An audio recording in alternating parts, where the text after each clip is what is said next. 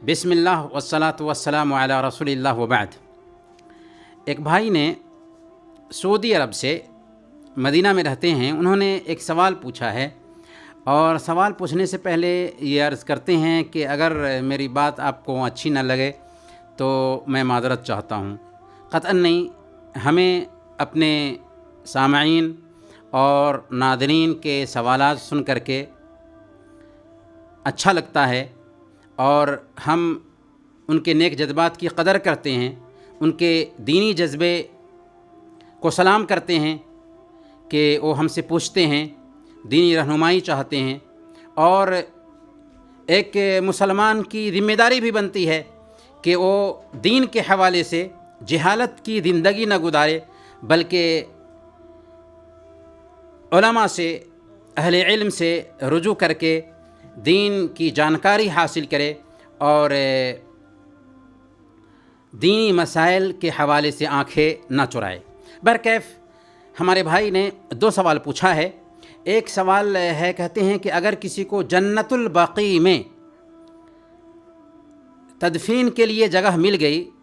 تو کیا یہ اس بات کی گارنٹی ہے کہ اس کے لیے جنت پکی ہے؟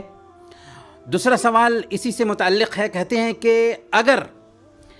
کسی کی اچھی خاصی مدت مدینہ ہی میں گزری لیکن موت سے پہلے وہ کہیں دوسری جگہ چلا گیا جہاں اس کی وفات ہوئی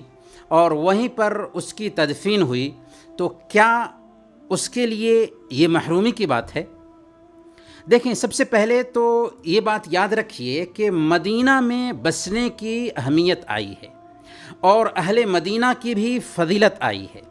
اللہ کے رسول صلی اللہ علیہ وسلم نے بیان فرمایا کہ المدینۃ خیر لہم لو کانوا یعلمون، مدینہ ان کے لیے بہتر ہے کاش کہ وہ یہ سمجھتے اور جانتے۔ اسی طرح صحیح بخاری اور مسلم کی روایت میں حضرت سعد رضی اللہ تعالیٰ عنہ روایت کرتے ہیں کہ میں نے اللہ کے نبی صلی اللہ علیہ وسلم کو فرماتے ہوئے سنا، من اراد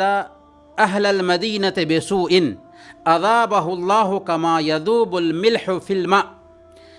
اہل مدینہ کے بارے میں جو کوئی بھی مکاری کرے وہ ایسے ہی پگھل جاتا ہے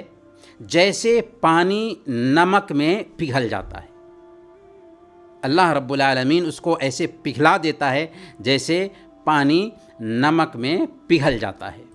اور مدینہ میں وفات پانے کی بھی اہمیت اور فضیلت آئی ہے۔ سنن ترمذی کی روایت ہے، حضرت ابن عمر رضی اللہ عنہما بیان کرتے ہیں کہ اللہ کے نبی صلی اللہ علیہ وسلم نے ارشاد فرمایا، من استطاع ان یموت بالمدینۃ فلیمت فانی اشفع لمن یموت بہا، کہ تم میں سے جس کو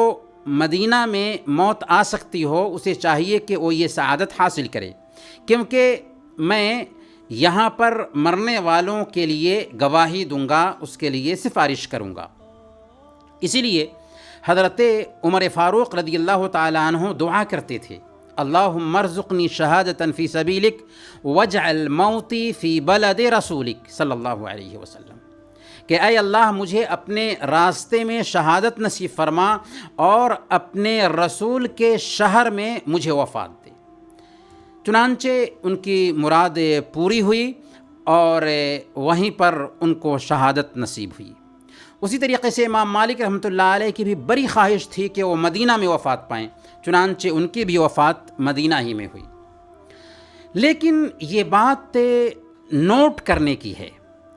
کہ یہ فضیلت مدینہ میں بسنے والے یا مدینہ میں وفات پانے والے سارے لوگوں کو حاصل نہیں ہے۔ اس فضیلت کے حقدار مدینہ میں بسنے والے سارے لوگ یا مدینہ میں وفات پانے والے سارے لوگ نہیں ہیں، کیونکہ مدینہ میں منافقین کی بھی وفات ہوئی ہے، اور ہر زمانے میں مدینہ میں برے لوگ بھی رہے ہیں۔ ایسا نہیں ہے کہ سب کو اللہ رب العالمین کی یہ رحمت شامل ہوگی یا اللہ کے نبی صلی اللہ علیہ وسلم کی سفارش کے حقدار مدینہ میں رہنے والے سب لوگ ہوں گے یا مدینہ میں وفات پانے والے سب لوگ ہوں گے۔ اس اصول کو دھیان میں رکھنے کے بعد اب ہم آپ کے سوال کی طرف آتے ہیں آپ نے کہا جنت البقیع، تو بقیع الغرقد کو جنت البقیع کہنا صحیح نہیں ہے، اس کو ہم بقیع الغرقد کہتے ہیں۔ جنت البقیع کیوں نہیں کہہ سکتے؟ کیونکہ بقیع الغرقد کا جنت سے کچھ بھی تعلق ہے ہی نہیں، اور نہ ہی بقیع الغرقد کوئی جنت کا حصہ ہے، اس لیے اس کو بقیع الغرقد کہا جائے گا، جنت البقیع نہیں کہا جائے گا۔ بقیع الغرقد یہ اہل مدینہ کا قبرستان ہے، اور اس میں تقریباً 10,000 انصار اور مہاجرین اور اللہ کے نبی صلی اللہ علیہ وسلم کی ازواج مطہرات، صحابہ کرام اور صحابیات مدفون ہیں۔ لیکن بقیع میں ہر دفن ہونے والوں کی علیحدہ کوئی فضیلت نہیں ہے، جیسا کہ ہر مدینہ میں رہنے والے کی علیحدہ کوئی فضیلت نہیں، کیونکہ اسی قبرستان میں منافقوں کا سردار عبداللہ بن ابی بن سلول اور دوسرے بہت سارے منافقین مدفون ہیں، اور ہر زمانے میں منافقین اور ملحدین اس قبرستان میں بھی دفن کیے گئے ہیں۔ اس لیے اس غلط فہمی کو اپنے ذہن سے بالکل کھرچ کر کے نکال دینا چاہیے کہ بقیع الغرقد میں دفن ہونے والے جنتی ہوں گے، یا بقیع الغرقد میں دفن ہونے کا مطلب ہے کہ ایک آدمی جنتی ہے، یا اللہ کے نبی صلی اللہ علیہ وسلم کی خصوصی سفارش کا وہ حقدار بننے والا ہے۔ یاد رکھیے کہ انسان کو اس کا عمل بہتر بناتا ہے۔ کسی خاندان میں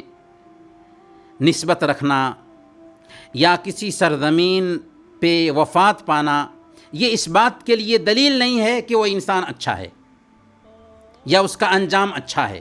اسی لیے امام مالک رحمۃ اللہ علیہ نے اپنی کتاب الموطا میں حضرت سلمان فارسی رضی اللہ تعالیٰ عنہ کا ایک قول نقل کرتے ہیں، بہت ہی پیاری بات ہے۔ حضرت سلمان فارسی رضی اللہ تعالیٰ عنہ بیان فرماتے ہیں کہ ان الارض لا تقدس احدا وانما یقدس الانسان اعماله، کہ زمین کسی انسان کو مقدس نہیں کرتی، انسان کو اس کا عمل مقدس کرتا ہے۔ اس ناحیے سے ہم یہ عرض کریں گے کہ ایک انسان جس نے اپنی زندگی کا اچھا خاصا حصہ مدینہ میں گزارا، اخیر وقت میں کہیں دوسری جگہ جا کر کے وہ بچ گیا، یا کسی دوسری جگہ جانے کی وجہ سے اس کی وہیں پر وفات ہوئی اور وہیں پر اس کو دفن کر دیا گیا، تو اگر وہ عمل میں اچھا تھا تو اس کا انجام اچھا ہوگا، اگرچہ بقیع الغرقد میں اس کی تدفین عمل میں نہ آئی ہو۔ اور ایسا انسان جس کا عمل اچھا نہیں تھا، اگرچہ اسے بقیع الغرقد میں دفن کیا گیا ہو، لیکن صرف بقیع الغرقد میں دفن ہونے کی وجہ سے اسے کوئی امتیاز حاصل نہیں ہو سکتی، اور ہو سکتا ہے کہ وہ جہنم کا ایندھن بنے۔ لہذا صرف بقیع الغرقد میں دفن ہونا یہ اس بات کے لیے ثبوت نہیں کہ وہ بہت نیک تھا یا اس کا انجام اچھا ہونے والا ہے۔ امید کہ آپ کے سوال کا جواب واضح ہو۔